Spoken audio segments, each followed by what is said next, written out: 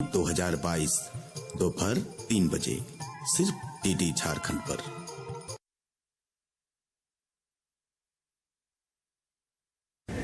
माँ कब आएगा? अभी आएगा। अरे बोलो ना माँ कब आएगा? बोला ना अभी आ जाएगा। ये ले आ गया कुआं। अरे कुआं नहीं माँ, हमारे घर नल से जल कब आएगा? नल से जल? अरे गुड्डी, बहुत जल्दी आएगा पानी।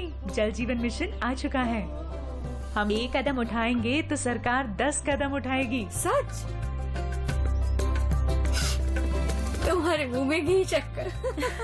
घी शक्कर नहीं माँ, स्वच्छ जल। 2024 तक देश के सभी 19 करोड़ घरों में पहुंचेगा पीने का साफ पानी। अब होगा हर घर जल। जल जीवन मिशन, जल शक्ति मंत्रालय, भारत सरकार। अरे गुरु, प्रणाम गुरु, प्रणाम। बाहर जा रहे हो कमाने? हाँ। तो ही रख लो। ई का है गुरु? ई कंडोम है, कंडोम। ऊ निरोध का? देखो, हम लाग लपेट के बात नहीं कहते हैं। तू ठहरा मिजाज का रसिया। बाहर जा रहा है कमाने, कहीं गलती हो गया तो चानस ज्यादा है। ई का कहते हैं गुरु? गुरु कहता है तो गुरु की बात मानो। सावधानी में ही समझदारी है। क्यों? यौन संक्रमण से करें बचाव, कंडोम है एक बेहतर उपाय।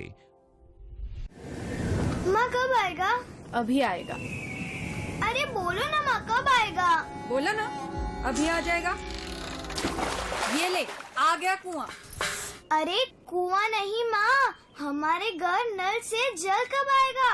नल से जल? अरे गुड्डी, बहुत जल्दी आएगा पानी। जल जीवन मिशन आ चुका है। हम 1 कदम उठाएंगे तो सरकार 10 कदम उठाएगी। सच?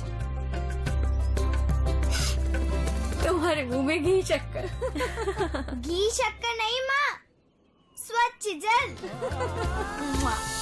2024 तक देश के सभी 19 करोड़ घरों में पहुंचेगा पीने का साफ पानी। अब होगा हर घर जल। जल जीवन मिशन, जल शक्ति मंत्रालय, भारत सरकार।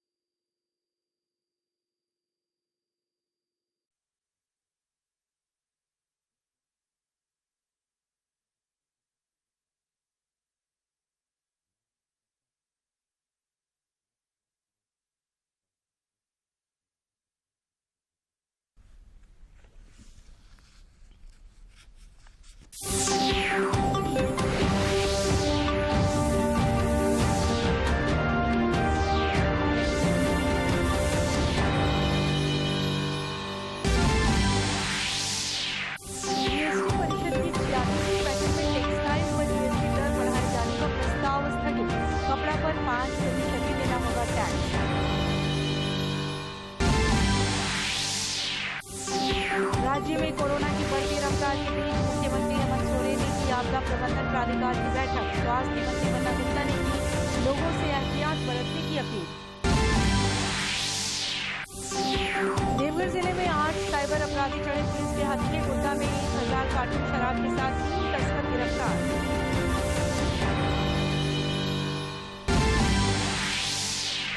और नए साल 2022 के स्वागत के लिए झारखंड तैयार। पिकनिक स्थलों की बढ़ाई गई सुरक्षा, कोरोना प्रोटोकॉल के तहत नव वर्ष का उत्सव मनाने की अपील।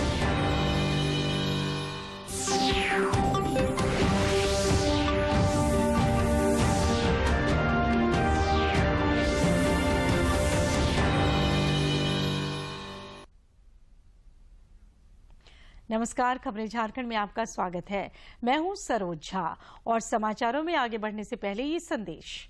देश कोविड टीकाकरण अभियान के अंतर्गत 150 करोड़ टीके लगाने की दिशा में निरंतर आगे बढ़ रहा है। कोरोना वायरस का नया वेरिएंट मिलने से चिंताएं बढ़ी हैं। आपसे हमारी अपील है कि यथाशीघ्र दोनों टीके लगवाएं और अन्य लोगों को भी टीके लगवाने के लिए प्रेरित करें। कृपया 3 सरल उपायों का पालन अवश्य करें। मास्क लगाएं, 2 गज की सुरक्षित दूरी बनाए रखें, हाथ और चेहरा साफ रखें।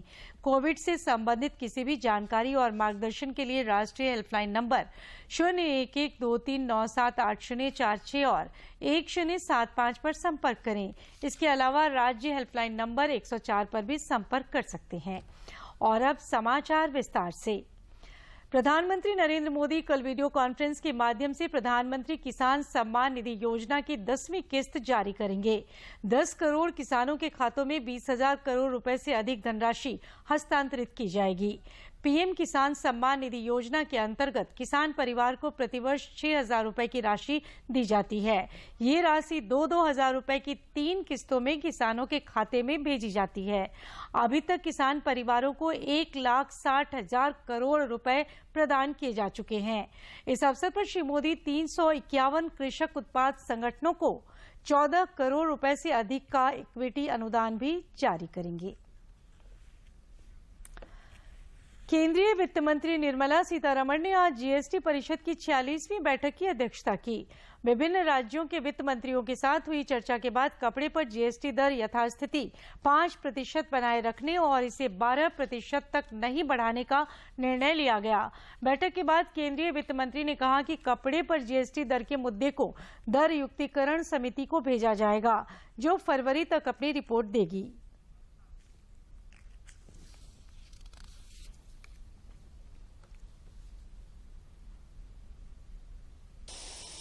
There could be a temptation not to come into the system, meaning into the formalized system, and the immediate pressure could mean that many of them would go into informal ways of doing business, and please, it may not be possible now to do it.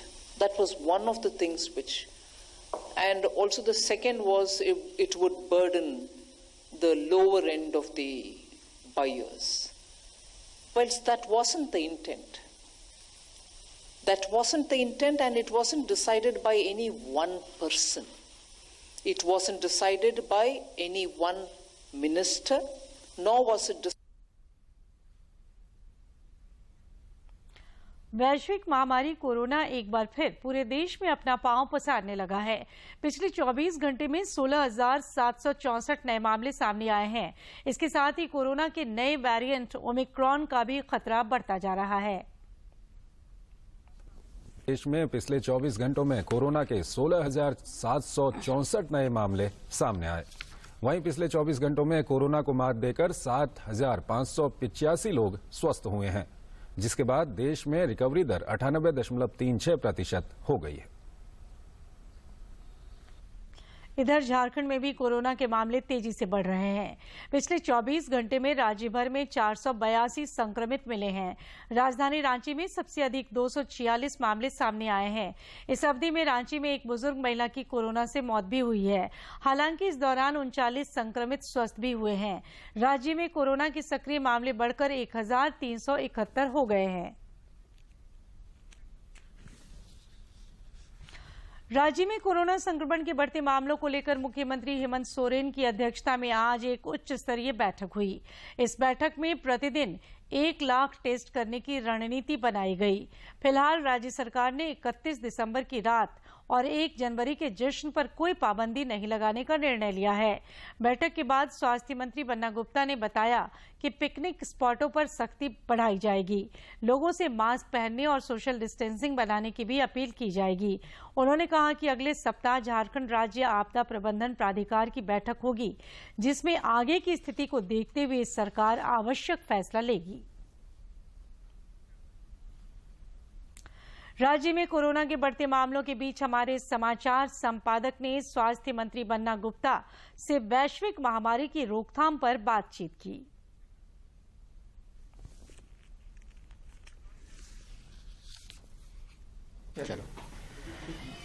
Jharkhand में corona संक्रमण का दायरा लगातार बढ़ रहा है और लगातार जो है केसेस वो पिछले हफ्ते भर में लगभग 5 से 10 गुना तक बढ़ गए हैं। क्या कुछ वजह है और किस तरह से राज्य सरकार तैयारियां कर रही है? हमारे साथ स्वास्थ्य मंत्री बन्ना गुप्ता जी हैं। सर, केस बढ़ने के पीछे क्या रीजन आपको नजर आता है? देखिए, केस बढ़ने के पीछे रीजन तो चूंकि विधि विशेषज्ञ या इसके वैज्ञानिक आधार तो हमारे पास नहीं है, लेकिन ऐसा महसूस होता है कि थोड़ा लोगों की लापरवाही भी है और थोड़ा पूरे दुनिया में फिर से जो है कोविड ने दस्तक दी है।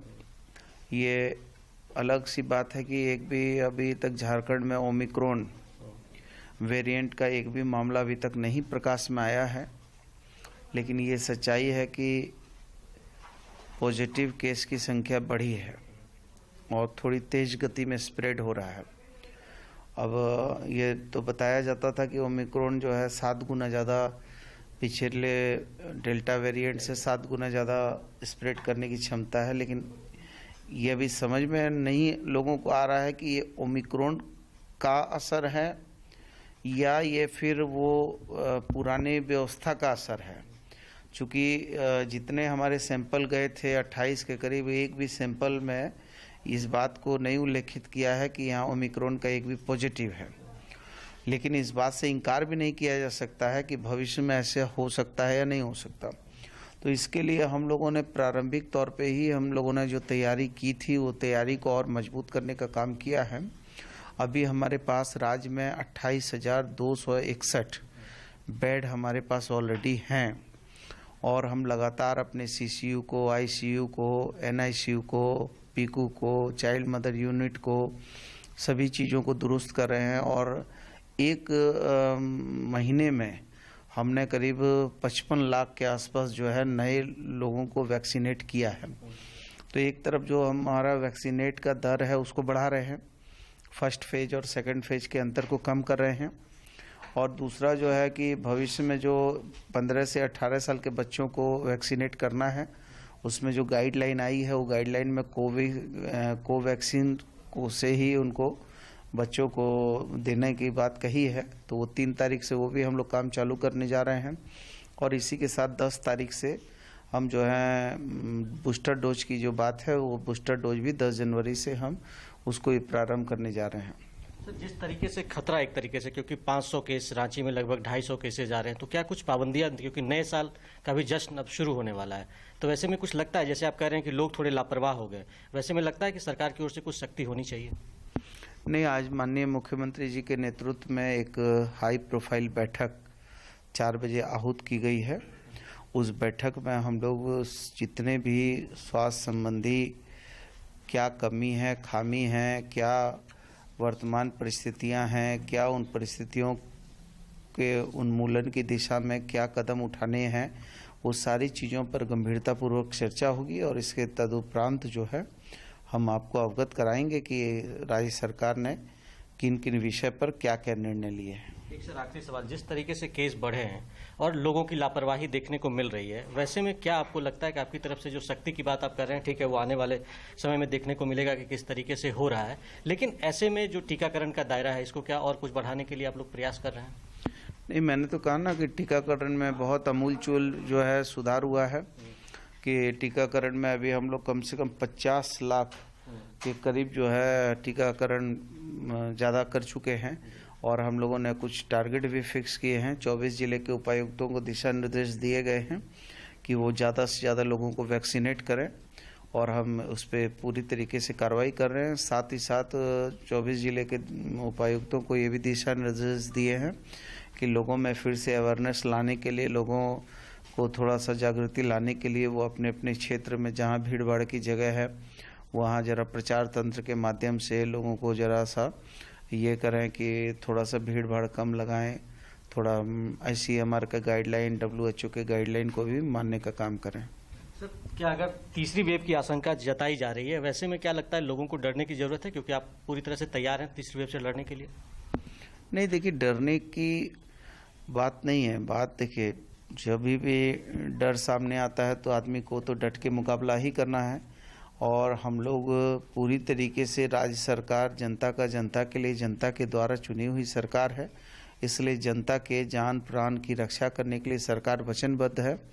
इसलिए डरने की आवश्यकता नहीं है। डरने के बजाय हमको थोड़ी सावधानी, थोड़ी सुरक्षा और थोड़ी जिम्मेवारी, थोड़ी जवाबदेही के साथ काम करना चाहिए। तो हम बात कर रहे थे स्वास्थ्य मंत्री बन्ना गुप्ता जी से, जिन्होंने साफ तौर पर कहा कि अगर तीसरी वेव की स्थिति उत्पन्न भी होती है तो राज्य सरकार पूरी तरह से तैयार है, लेकिन उन्होंने लोगों से सावधानी बरतने और एहतियात बरतने के साथ साथ जो कोविड गाइडलाइंस है उसका पालन करने का भी अनुरोध किया है। अपने सहयोगी सरिता के साथ मैं दिवाकर कुमार, दूरदर्शन समाचार, रांची।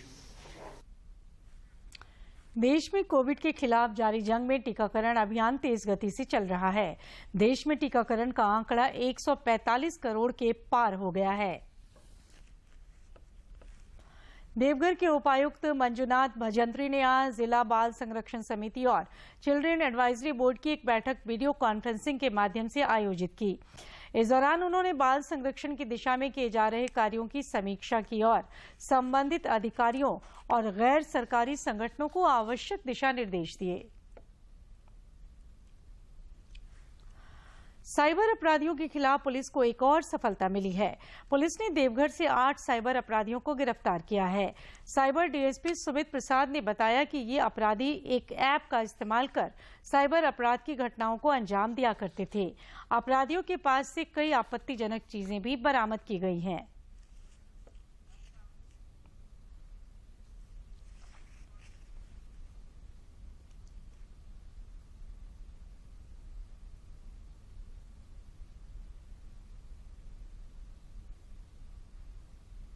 तो लगातार जो साइबर अपराधियों के विरुद्ध जो हमारा अभियान चल रहा है उसमें उनके निर्देश पे 8 साइबर अपराधियों की गिरफ्तारी चरकमारा गांव थाना सारक क्षेत्र से हुई है।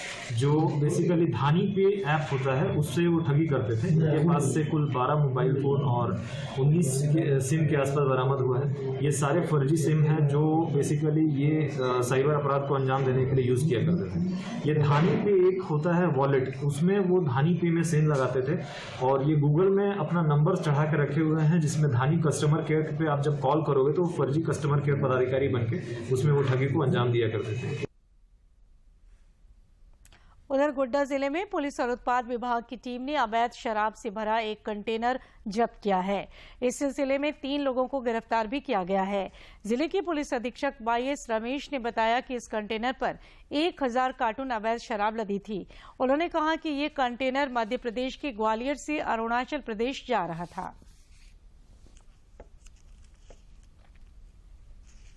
एक्साइज डिपार्टमेंट और पुलिस डिपार्टमेंट जॉइंटली जो है लास्ट वीक हम लोग एक जॉइंट डिस्ट्रिक्ट टास्क फोर्स का बैठक किए थे, तो उसमें थोड़ा सा हम लोगों का और बेहतर कार्रवाई करने में यानी कि जो है वो करने के लिए निर्देश दिया गया था एक्साइज डिपार्टमेंट को और कंसर्न पुलिस स्टेशंस को। हम लोग को सूचना मिल रहा था कि पोड़ैया हाट, बसंतराय, हनवारा क्योंकि बिहार बॉर्डर से सटे हुए हैं तो वहाँ पर जो ज़्यादा मात्रा में जो है ट्रांसपोर्टेशन होने का संभावना है, तो इसीलिए अब परसों भी हम लोगों ने पोड़ैया हाट में जो एक देसी स्पिरिट बनाने वाला और एक इंग्लिश दारू जो लिकर जो है हम लोगों ने पकड़ा है। देवघर जिले के जसीडीह थाना क्षेत्र में जमीन विवाद को लेकर 2 पक्षों में जमकर मारपीट हुई। इस दौरान आगजनी की घटना को भी अंजाम दिया गया। इसमें 5 बाइक और 2 ट्रैक्टर को नुकसान पहुंचा है। घटना की सूचना मिलने पर एसडीपीओ पवन कुमार दल बल के साथ मौके पर पहुंचे और अनुसंधान शुरू किया।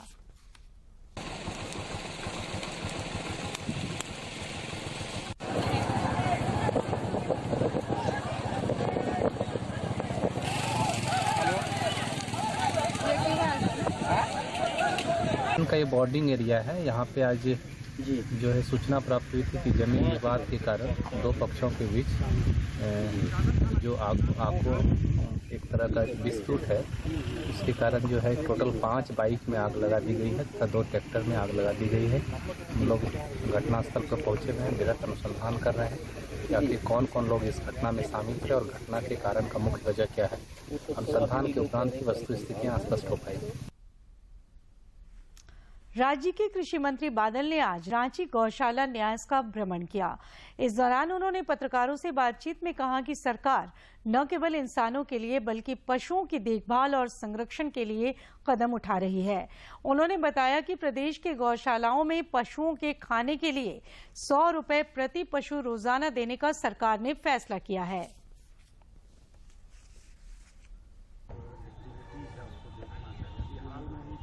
गौशाला को। अब उसको 50 की जगह 100 रुपया बढ़ाकर 6 महीने की जगह 1 साल, पहले सरकार 9,000 रुपया प्रति गाय देती थी, अब हम 36,000 रुपया प्रति गाय देते। साथ में आपने देखा होगा सड़कों पर जब एक्सीडेंट होता है वो माता या किसी का तो बड़ी मुश्किल का सामना करना पड़ता है। तो रेस्क्यू वाहन 10 रेस्क्यू वाहन का हाइड्रोलिक होगा वो तो गौशाला के माध्यम से संचालित होगा। हमारे डॉक्टर जो डिप्यूटेड डॉक्टर उसको तुरंत हम हाईएस्ट जो मेडिकल सेंटर है वहाँ पहुँचा सकें। पलामू के उपायुक्त शशि रंजन ने आज जिला स्तरीय जनता दरबार का आयोजन किया। इस दौरान जिले के विभिन्न प्रखंडों से आए ग्रामीणों ने अपनी अपनी समस्याओं से उपायुक्त को अवगत कराया। उपायुक्त ने जनता की समस्याओं से संबंधित आवेदन पत्र संबंधित अधिकारियों को अग्रसारित करते हुए 15 दिनों के भीतर निष्पादन का निर्देश दिया। और अब कुछ खबर राज्य के विभिन्न जिलों से।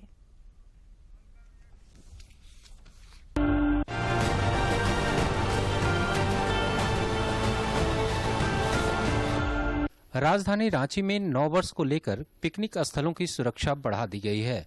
पुलिस बल की सीमित संख्या को देखते हुए ग्रामीण इलाकों में पिकनिक स्पॉट की सुरक्षा में स्थानीय लोगों की मदद ली जाएगी।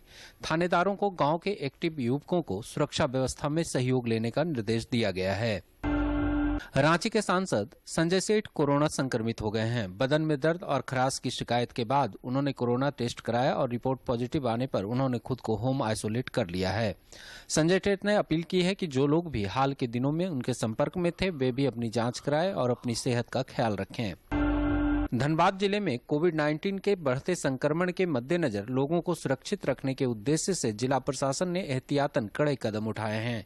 धनबाद अनुमंडल क्षेत्र में निषेधाज्ञा लागू कर दी गई है। यह निषेधाज्ञा 2 जनवरी की आधी रात तक प्रभावी रहेगी।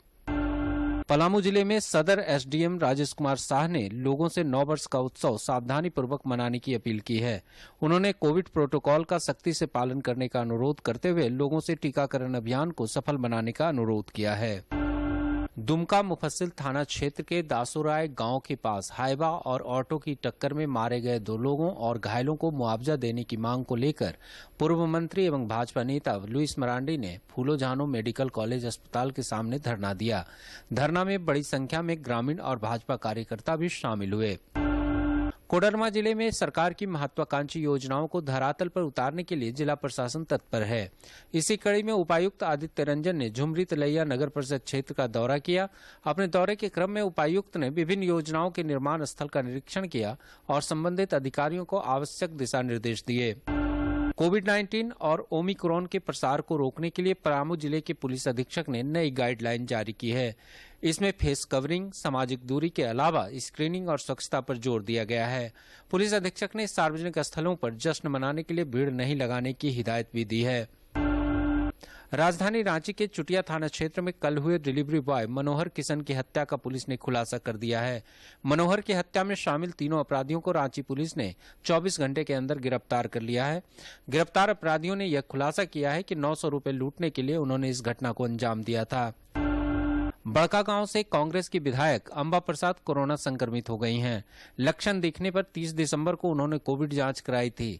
इसमें उनकी रिपोर्ट पॉजिटिव आई है। इसके बाद वे अपने घर पर ही आइसोलेट हो गई हैं। उन्होंने संपर्क में आए लोगों से भी कोविड जांच कराने की अपील की है।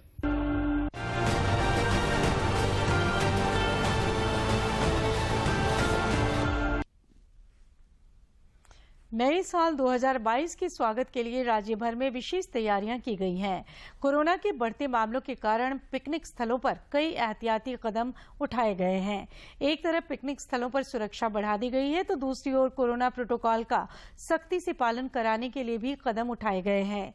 सभी जिलों के अधिकारियों ने लोगों से कोरोना और ओमिक्रॉन के मद्देनजर सावधानी बरतने की अपील की है। उन्होंने लोगों से घर पर रहकर ही नववर्ष का उत्सव मनाने का अनुरोध किया है।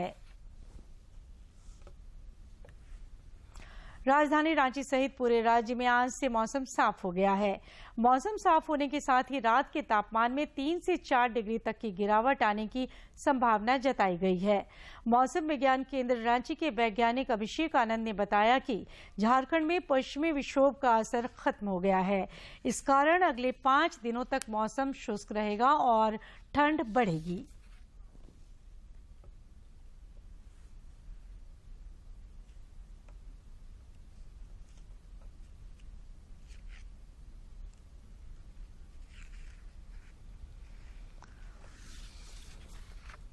पूरे राज्यभर में अगले 5 दिन जो मौसम है वो शुष्क ड्राई रहेगा और अभी कोई आने वाले दिनों में 5 दिनों में कोई बारिश देखने को नहीं मिलेगी। सुबह में आपको जैसे ही पश्चिमी विक्षोभ का असर खत्म हुआ तो सुबह में आपको हल्के से मध्यम दर्जे का कोहरा देखने को 2-3 दिन मिल सकता है। पश्चिमी सिंहभूम जिले में किसानों को आत्मनिर्भर बनाने के लिए कई योजनाएं चलाई जा रही हैं। इस सिलसिले में आज झींकपानी प्रखंड के 5 गांव में 125 किसानों के बीच 100% अनुदान पर 37.50 क्विंटल चना बीज का वितरण किया गया। जिला कृषि पदाधिकारी कालीपद महतो ने बताया कि जिले में किसानों की आय बढ़ाने तथा एक ही जमीन से खरीफ और रबी दोनों फसलों के उत्पादन के लिए चयनित किसानों को अनुदान पर बीज उपलब्ध कराए जा रहे हैं। आजादी की सफर की आज की कड़ी में जानिए स्वतंत्रता सेनानी और सामाजिक कार्यकर्ता कृष्ण वल्लभ सहाय, राज नारायण और तमिल पत्रकार TM चिदंबरा रघुनाथन के बारे में।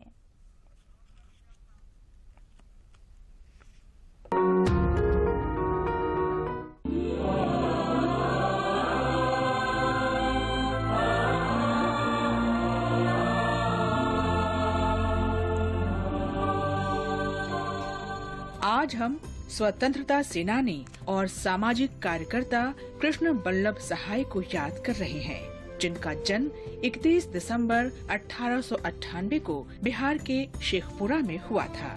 स्नातक की पढ़ाई पूरी करने के तुरंत बाद कृष्ण वल्लभ आजादी की लड़ाई में कूद पड़े। 1930 और 1934 के बीच सविनय अवज्ञा आंदोलन में भाग लेने के कारण उन्हें 4 बार जेल जाना पड़ा। मेरे भारत के कंठहार, तुझको शत शत वंदन बिहार। जेल में वे अपने गुरु श्री कृष्ण सिन्हा से मिले। 1942 में भारत छोड़ो आंदोलन पूरे देश में बड़े पैमाने पर शुरू किया गया। और आखिर में इस बुलेटिन के मुख्य समाचार एक बार फिर।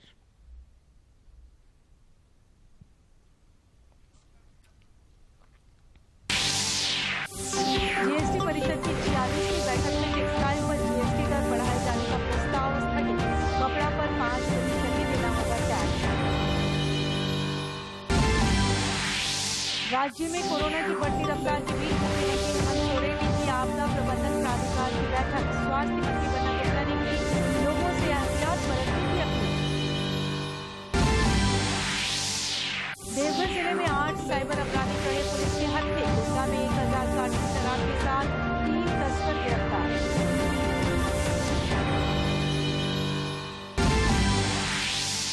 और नए साल 2022 की स्वागत के लिए झारखंड तैयार। पिकनिक स्थलों की बढ़ाई गई सुरक्षा। कोरोना प्रोटोकॉल के तहत नववर्ष का उत्सव मनाने की अपील।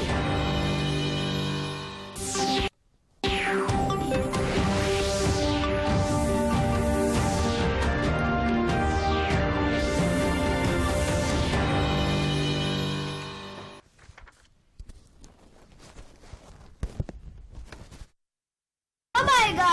बोला ना अभी आ जाएगा। ये ले आ गया कुआं। अरे कुआं नहीं माँ, हमारे घर नल से जल कब आएगा? नल से जल? अरे गुड्डी, बहुत जल्दी आएगा पानी। जल जीवन मिशन आ चुका है। हम 1 कदम उठाएंगे तो सरकार 10 कदम उठाएगी। सच? तुम्हारे मुंह में घी शक्कर। घी शक्कर नहीं माँ, स्वच्छ जल। 2024 तक देश के सभी 19 करोड़ घरों में पहुंचेगा पीने का साफ पानी। अब होगा हर घर जल। जल जीवन मिशन, जल शक्ति मंत्रालय, भारत सरकार।